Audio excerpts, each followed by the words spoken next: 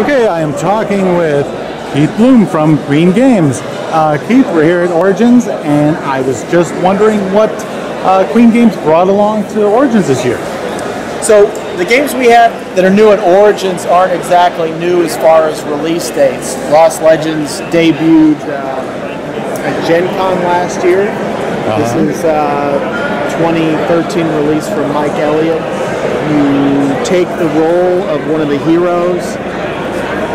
You have a monster in front of you so you know what the ability levels are of the creature you're going to be engaging. And it's a card drafting game where you're acquiring equipment, and depending on what type of equipment it is will determine where it sits on your player board.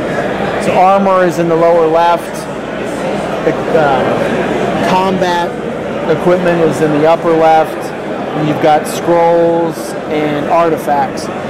So if I'm fighting a creature, for example, that's really good against a ranged weapon, and I want to focus on some type of melee attack, I also want to pay attention to my defense.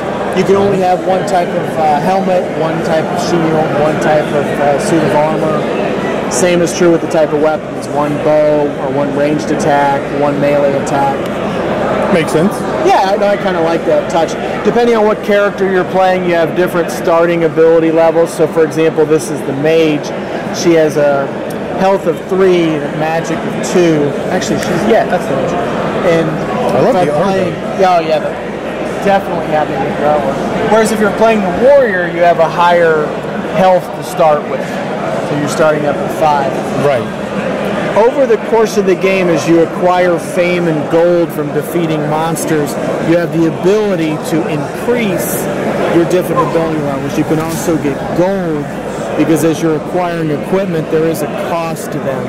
If you have a specialty in that particular equipment, it can give you a discount. So for example, in the case of the splint mail, if I have the armor proficiency, which is up here, and the melee efficiency, that would reduce my cost in the split mail down to 2. So you also can give yourself that ability level. That's what these cards are doing. So there's actually an ability level 2 for melee, 2 for armor. I was kicking ass on that game. Yeah. I'm supposed to lose if I'm involved in a demo, but that wasn't. So that's Lost Legends. That's what we get out.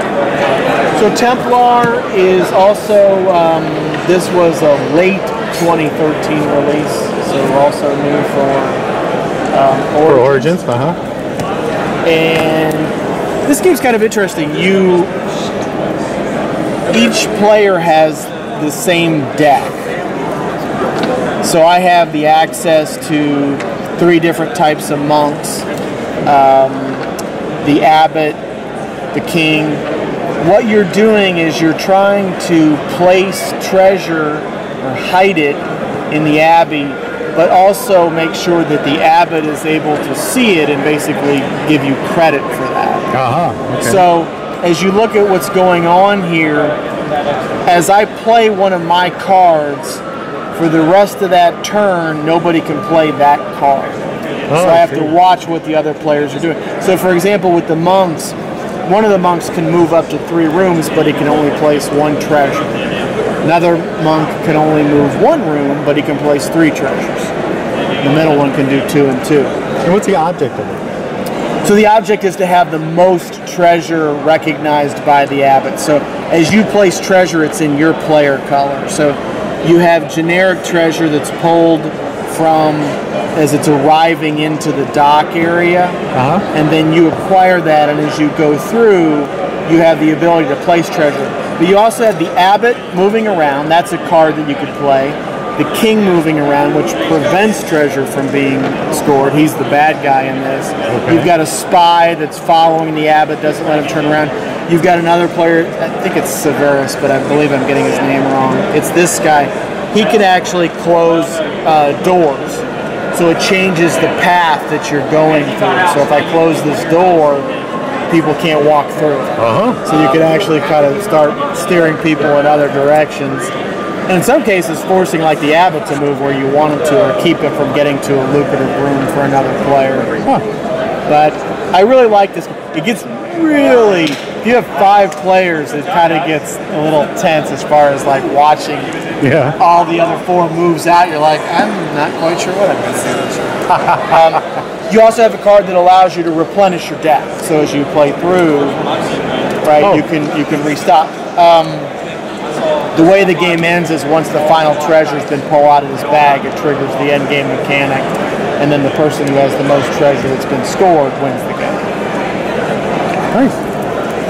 Quick pan around for everybody to see. Lots of stuff here at the Queen Games booth. Keith, thanks a lot for taking this class. You're welcome. My pleasure.